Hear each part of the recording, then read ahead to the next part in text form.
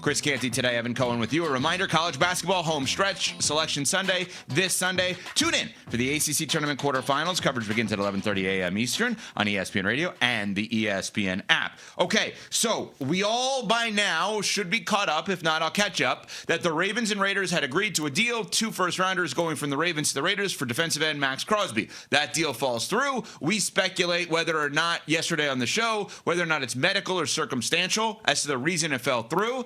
Well, as soon as we learn it really fell through, Trey Hendrickson signs a 4-year, $112 million contract per Adam Schefter with the Baltimore Ravens to, in essence, replace a guy that was never on the team, and Maxx Crosby is a defensive end. He stays in division. Well, the Ravens yesterday put out there their general manager, Eric DeCosta, to meet with the media, and kudos to them for doing that. I agree. They didn't have to do that. Maybe they shouldn't have done that, but kudos to them for doing that. And DeCosta, described how upset he was by the way in which this went down. We've got a responsibility. I've got a responsibility to the Ravens, to this community, to our fans, and to Steve Bisciotti to do what we think is best for the club. And that's what we always try to do. Every decision we make is based on this idea, is this the best thing for the Ravens? It's very, very challenging. Again, I understand how people might, maybe from afar, would feel that way. But nobody's more upset about this than me. Gutted by it, actually. And so a big regret for me.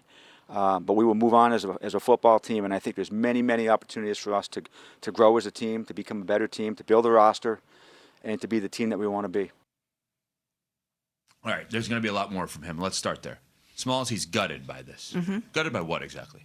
That's the question. And I, just like you, very much appreciate Eric DeCosta standing there in front of the media and fielding those questions, because he didn't have to do that. He could have easily put out a statement and avoided the firing squad that was going to grill him about this scenario, which a lot of people, quite frankly, felt was shady. Yeah. Or he could say, I'm not going to speak about players that are not on our team. Well, either way, he could have dodged it, and he did not. So I appreciate him actually answering the questions. However, what are you gutted by? Are you gutted by the fact that you don't have Maxx Crosby? Are you gutted by the fact that it went down in this way?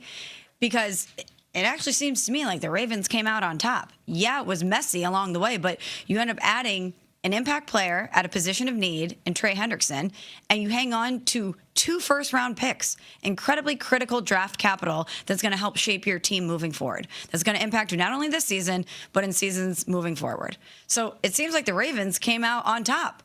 And even though around the league, everyone's giving them the side eye, I don't know exactly what he's gutted about, because it didn't really impact him or this team in the way that a lot of people think that it should have. David, what is he gutted about, if anything?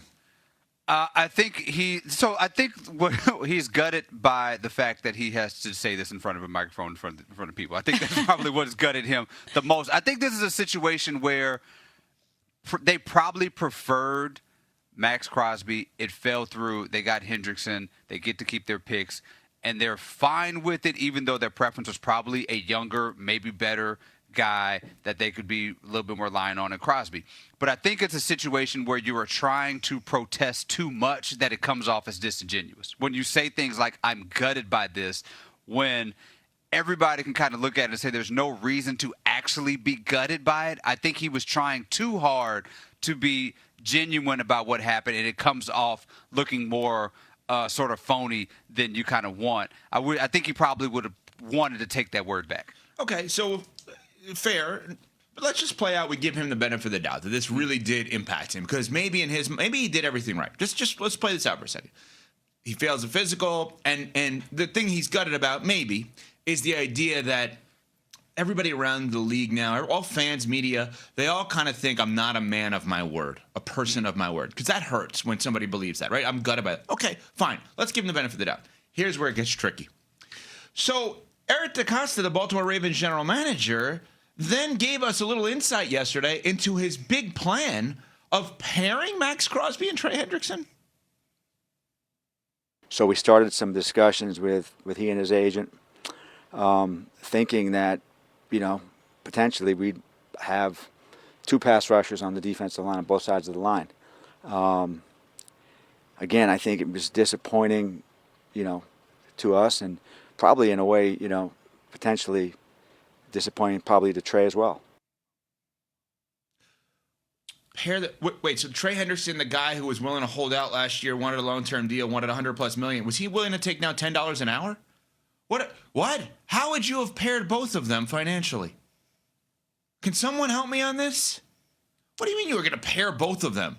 Sure, maybe technically that was his hope, to pair both of them. That's no doubt. My quarterback depth chart, I hope, is Mahomes 1, Allen 2, and Jackson 3. Exactly. I mean, that's what I hope. I don't know that they're going to accept those roles.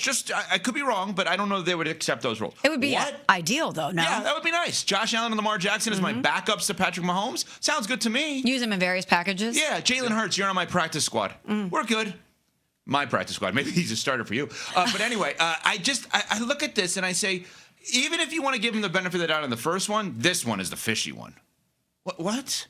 You're not buying it? This one is the one that it falls apart here. It falls apart, this idea that this was the grand plan, and whoopsie, we don't get Maxx Crosby. We got to stick with it. Like that does not. It doesn't work that way. And this is where the interview should. This is where the press conference should have stopped. I know the people, all the Ravens folks, as he was saying this, I'm sure wish they could just run there and cut the mics off.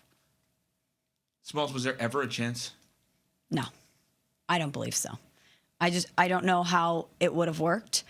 And I understand that he's trying to smooth things out. I understand that he's trying to walk this back and make it look less suspect, because think about what happened yesterday before he spoke. There was not only people like us who were examining the situation, it was all over social media. Everyone saying what the Ravens did was shady.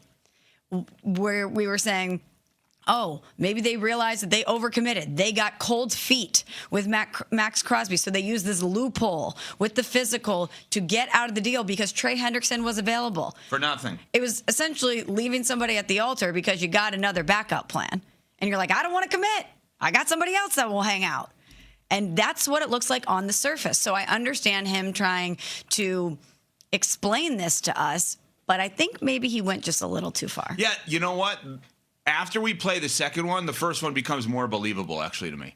The gutted one becomes more believable because maybe he's sitting there saying, the only way I could have pulled this off is the way I pulled it off, because I needed to kind of tell Trey Hendrickson, hey, you're not going to come here.